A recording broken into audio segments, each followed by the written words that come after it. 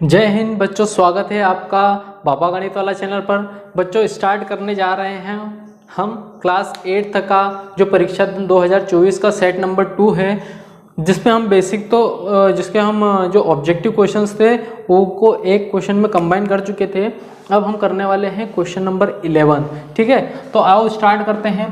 Question number 11 ये कह रहा है कि एक वायर है जिसकी लेंथ फ्रैक्शन में दी हुई है। ठीक है, और इसको 26 बराबर पार्ट में कट किया गया है। मतलब क्या है कि एक वायर की लेंथ हमें कितनी दी है 143/2 और उसको हमको बराबर 26 टुकड़ों में काटना है। तो हमको हर टुकड़े की क्या निकालना है, लेंथ निकालना है। बच्चों क्वेश्चन आप समझ गए होंगे। तो देखो स्टार्ट करते हैं हम सॉल्यूशन। तो यहाँ लिखते हैं सबसे पहले लेंथ ऑफ वायर। तो बच्चों वायर की लेंथ कितनी है, वायर की लेंथ है 143/2 मीटर। ठीक है, यहाँ लिखते हैं नंबर ऑफ पीस, कितने टुकड़े हो रहे हैं, तो हो रहे हैं 26। अब हमको क्या निकालना है, हर पीस की लेंथ निकालना है। तो यहाँ फॉर्मूला यूज करेंगे, therefore length of each piece किसके बराबर हो जाएगा, टोटल लेंथ ऑफ वायर की total length divided by number of pieces. ठीक है, टोटल कितने पीस है वो हो जाएंगे। तो बच्चों ये हमारा फॉर्मूला हो जाएगा। ठीक, अब देखो लेंथ ऑफ ईच पीस कितना आ जाएगा, टोटल लेंथ कितनी है 143/2 और इसको डिवाइड करना है किससे, 26 से। अरे बच्चा देखो A/B लिखूं, इसको ऐसा भी तो लिख सकता हूँ A/B। तो यहाँ पर लेंथ है डिवाइडेड बाय नंबर, तो ये लेंथ डिवाइडेड बाय नंबर इस तरीके से भी मैं लिख सकता हूँ। तो देखो अब ध्यान से सुनना, जैसे A/B है तो इसको मल्टीप्लाई में बदलने के लिए इसके बाद वाला रेसिप्रोकल हो जाएगा। तो ये तो A रहेगा, तो ये कितना हो जाएगा A/B। ठीक, A/B हो जाएगा, या फिर हम मल्टीप्लाई में कन्वर्ट कर सकते हैं। तो देखो क्या हो जाएगा, यहाँ पर 143/2 मल्टीप्लाई 1/26 हो जाएगा।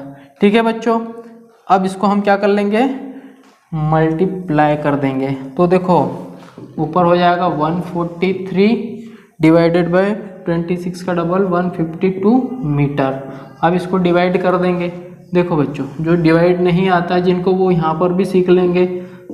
52 अगर मैं इसको 50 मान लूँ तो 50 का डबल 100 और 100 का 3 गुना 50 का 3 गुना कितना हो जाएगा 150 पर कम पड़ेगा। तो हम 2 बार लेंगे इसको, कितना बार, 2 बार। तो 2 2 जा 4, 5 2 जा 10, मतलब 104 हो जाएगा। तो यहाँ माइनस। अब देखो 52 की टेबल में 53 नहीं आता, तो क्या करेंगे, पॉइंट लगाएंगे, 0 लगाएंगे। ठीक है, अरे बात समझ में आ रही है। फिर ये कितनी बार जाएगा, तो देखो अगर मैं 52 को 7 से करूं तो 7 2 14 1 35 7 5 35 और एक 36, तो 364 कितनी बार में जाएगा, 7 टाइम में। तो कितना बचेगा 6 और 2, फिर 0 लगेगा, तो डबल में कितना आ जाएगा। अब इसको अगर मैं 5 से करता हूँ, 5 2 10 1 26, तो 5 टाइम में जाएगा। ये कितना बार, 260। इसका मतलब क्या है कि यहाँ पर कितना आ जाएगा आंसर, 2.75 मीटर। आई होप आप ये चीज़ें अच्छे से समझ गए होंगे। चलते हैं नेक्स्ट क्वेश्चन की ओर।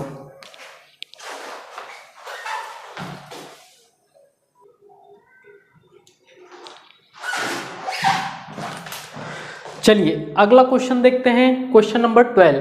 क्वेश्चन नंबर 12 में हमें कहा गया है कि एक डाइस को हमने फेंका। ठीक है, डाइस समझते हो जिसके 6 फेसेस होते हैं, 1 2 3 4 5 6, मतलब पासा, है ना। और then what is the probability of getting number 2, मतलब कह रहा है कि हमने एक डाइस फेंकी और डाई के फेंकने पर हमें इसकी क्या प्रोबेबिलिटी है कि जो अब हमने फेंका तो हमको 2 मिले। तो देखो बच्चा टोटल आउटकम कितने हैं, 6 है ना, और जिसमें 2 के आने की प्रोबेबिलिटी कितनी हो जाएगी, एक ही बार आ सकता है, तो इसकी प्रोबेबिलिटी कितनी हो जाएगी 1/6। तो ठीक है, देखो जरा सॉल्यूशन लिखते हैं। सॉल्यूशन यहाँ लिखते हैं टोटल नंबर ऑफ आउटकम्स। बेटा टोटल नंबर ऑफ आउटकम्स का मतलब होता है कितने रिजल्ट हो सकते हैं, 6 रिजल्ट हो सकते हैं। कौन कौन से, या तो 1 हो सकता है, 2, 3, 4, 5, 6। तो ये टोटल देखो डाई में इतने ही आ सकते हैं। अब यहाँ लिखेंगे नंबर ऑफ फेवरेबल आउटकम।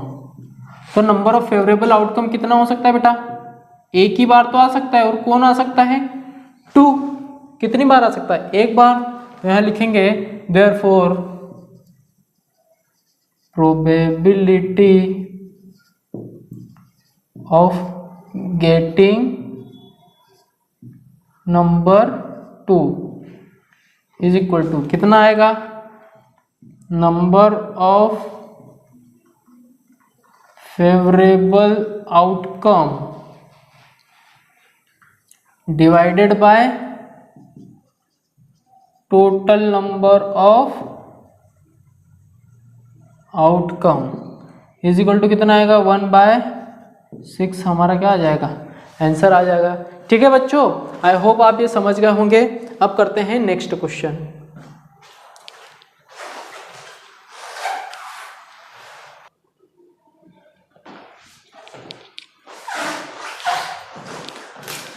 आइए बच्चों, अब हम करते हैं नेक्स्ट क्वेश्चन। क्वेश्चन नंबर 13, 14 और 15 मैंने एक ही फ्रेम में लिख दिया है। ठीक है बच्चों, अब बच्चों एक चीज़ मैं आपको बता दूं कि जब भी आप परीक्षा अध्ययन से पढ़ें तो थोड़ा ध्यान रखें, क्योंकि इसमें प्रिंटिंग मिस्टेक बहुत होती है बच्चों। जो आपका 14 क्वेश्चन है ना, उसमें यहाँ पर प्रोडक्ट की जगह, फैक्टर की जगह यहाँ प्रोडक्ट आएगा बेटा। ठीक है, तो उसको आप करेक्ट कर लेना। इसीलिए मैं कहता हूँ कि आप इस चैनल से बिल्कुल कंटिन्यू पढ़ते रहें, ताकि कोई डाउट भी होगा तो यहाँ पर क्लियर हो जाएगा और बेस्ट से बेस्ट तैयारी भी हो जाएगी। ठीक है, तो अगर जो बच्चे इस वीडियो को पहली बार देख रहे हैं तो वो प्लेलिस्ट तो देख ही ले, चैप्टर वाइज की प्लेलिस्ट भी देख ले जो हमने प्रोवाइड करवाई है। ठीक है, और जैसे ही मैथमेटिक्स कंप्लीट होता है तो हम कोशिश करेंगे कि आपके लिए साइंस का भी इसमें अपलोड करें। ठीक है, तो जो जो बच्चे चाहते हैं साइंस का अपलोड करें, कृपया वो कमेंट करें। ठीक है, और अपने दोस्तों को शेयर तो जरूर करें। ठीक है, देखिए बच्चों, अब हम सॉल्यूशन करेंगे।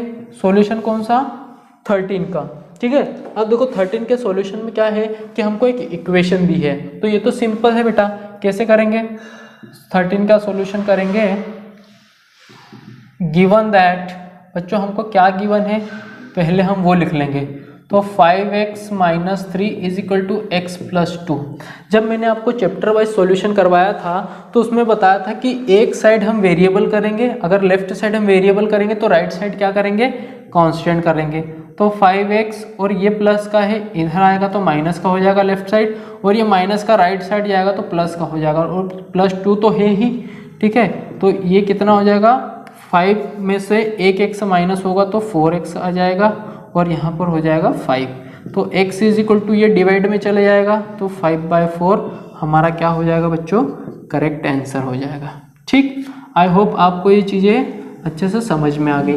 अब हम करेंगे फाइंड द प्रोडक्ट। तो बच्चों जब भी प्रोडक्ट आता है तो प्रोडक्ट का मतलब होता है मल्टीप्लिकेशन। क्या होता है, मल्टीप्लिकेशन। मल्टीप्लिकेशन किसका करना है, a² का पूरे ब्रैकेट में क्या करना है हमको, मल्टीप्लिकेशन करना है। तो देखो कैसे करेंगे, सॉल्यूशन लिखते हैं और सबसे पहले लिखेंगे गिवन दैट। ठीक है, तो क्या गिवन है, तो हमारे पास गिवन है a² 2ab - 5। अब इसका प्रोडक्ट कैसे करेंगे बच्चों, a² का बारी बारी से मल्टीप्लाई करेंगे। पहले a² का मल्टीप्लाई करेंगे इस टर्म में, तो ab माइनस, अगर यहाँ पर माइनस होता तो अंदर के सारे साइन बदल जाते, जैसे ये प्लस होता तो ये माइनस होता। कब, जब बाहर माइनस होता। याद रखना बच्चों, अगर ब्रैकेट के अंदर कोई चीज़ है और बाहर माइनस है तो देखो, फॉर एग्जांपल जरा फटाफट समझ लो। तो जैसे मान लो मैंने लिखा कि माइनस का 2 है, इधर है plus a minus b minus c plus d। अब मान लो कि मुझे क्या करना है, माइनस का जैसे x का मल्टीप्लाई करना है अंदर, तो कैसे होगा? तो याद रखना बच्चों, बाहर माइनस है तो अंदर के सारे साइन बदल जाएंगे। कैसे? प्लस है तो माइनस का x का तो हर जगह मल्टीप्लाई होगा, यहाँ माइनस है तो प्लस हो जाएगा। क्यों? क्योंकि बाहर माइनस है। अगर बाहर यहाँ कुछ नहीं होता तो ये सेम टू सेम साइन यहाँ लग जाते हैं। अभी मैं उससे भी करके बताऊंगा। देखो ये प्लस bx, यहाँ माइनस तो प्लस का cx और माइनस का dx, पर बाहर कभी प्लस होता और ऐसा होता तो यहाँ पर कोई प्रॉब्लम नहीं आती। ये प्लस ax आता, माइनस का bx आता, माइनस का cx प्लस dx आता, सेम टू सेम होता। जब माइनस बाहर होता है तो अंदर के टर्म्स के साइन बदल जाते हैं आंसर लेते समय, और बाहर प्लस होता है तो नहीं बदलते। डन। आओ आगे। अब यहाँ पर देखो बाहर प्लस है, ये -5 मल्टीप्लाई a का स्क्वायर, तो देखो यहाँ पर 2 तो आ जाएगा a की पावर 2 और a की पावर 1, तो a की पावर 3 हो जाएगी, b तो नहीं होगा, -5a का स्क्वायर। यही हमारा बच्चों क्या हो जाएगा, आंसर हो जाएगा। आई होप आप ये चीज़ें समझ गए होंगे। ठीक है, वीडियो अच्छा लग रहा हो तो लाइक शेयर सब्सक्राइब करने में बच्चों आपको कोई दिक्कत नहीं होनी चाहिए। ठीक है, आओ स्टार्ट करते हैं। Find the volume of cube. Cube का वॉल्यूम निकालना है जिसकी साइड क्या है, 5 सेंटीमीटर। तो बच्चों क्यूब वो होता है जिसकी सारी साइड इक्वल होती है। देखो मैं आपको एक चीज़ बताता हूँ।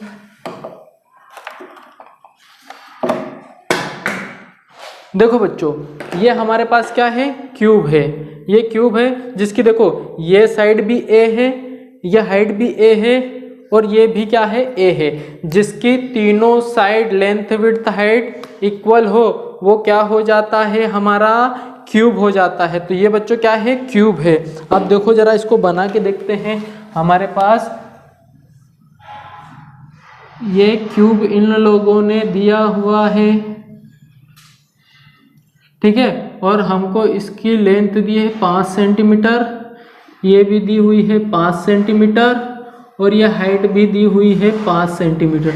तो हमको क्या निकालना है, इसका वॉल्यूम निकालना है। तो देखो सबसे पहले क्या लिखेंगे सॉल्यूशन में, सॉल्यूशन में लिखेंगे given that,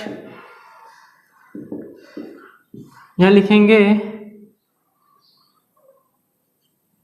side of cube ए मान लूँ इज इक्वल टू 5 सेंटीमीटर। तो देयरफॉर वॉल्यूम कितना हो जाएगा बच्चों, वॉल्यूम का फॉर्मूला होता है वॉल्यूम ऑफ क्यूब, क्या होता है, ए का क्यूब। ठीक है, मतलब जितना साइड होती है उसका क्यूब होता है।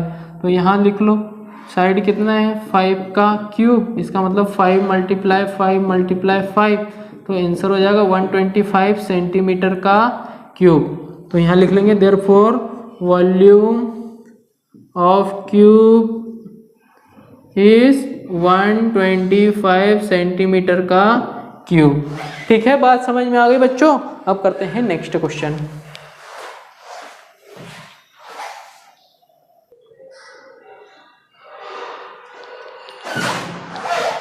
चलिए बच्चों अगला क्वेश्चन, क्वेश्चन नंबर 16 करते हैं। क्वेश्चन नंबर 16 में ये बताया गया है, देखो अगर मेरे पास 5 मीटर का कपड़ा है तो 5 मीटर कपड़े की कीमत है 210 रुपये। मैं मार्केट में कपड़ा लेने गया और मैंने कहा भैया 5 मीटर कपड़ा दे दो, तो उसने बताया कि भैया 5 मीटर कपड़ा 210 रुपये का आएगा।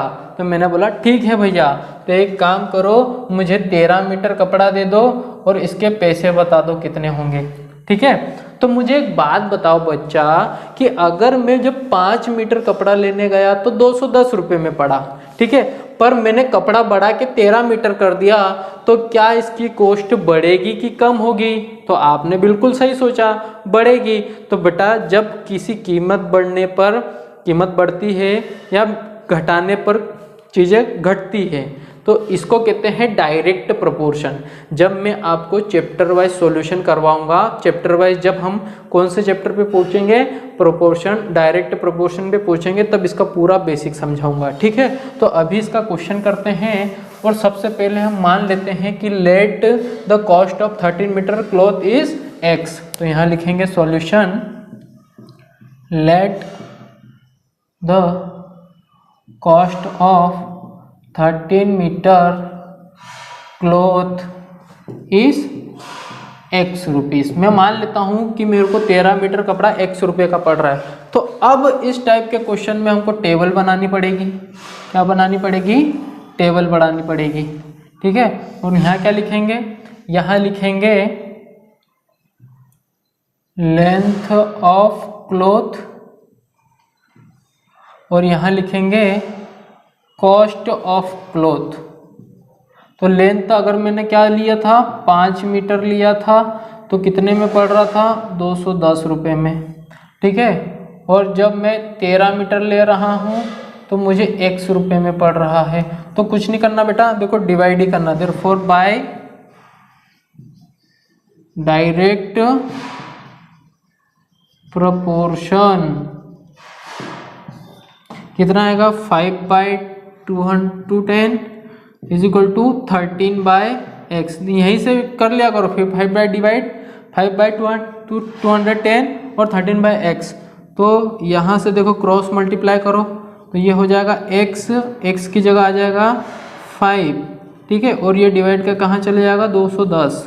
तो इसको काट दो, 5 1 जा 5, 5 4 जा 20, 5 2 जा 10। तो यहाँ पर x की वैल्यू कितनी आ जाएगी? 13 × 42। तो यहाँ x कितना आ जाएगा? दोनों को मल्टीप्लाई करने पर 42 और 13, 3 2 6 4 3 12, 546 446 रुपये का मिलेगा। ठीक है, ये हमारा क्या हो जाएगा बच्चों? आंसर। तो आई होप आपको ये पूरे यहाँ तक के क्वेश्चन समझ में आए होंगे। अब करेंगे हम नेक्स्ट लेक्चर में। जब तक के लिए जय हिंद, बाय बाय।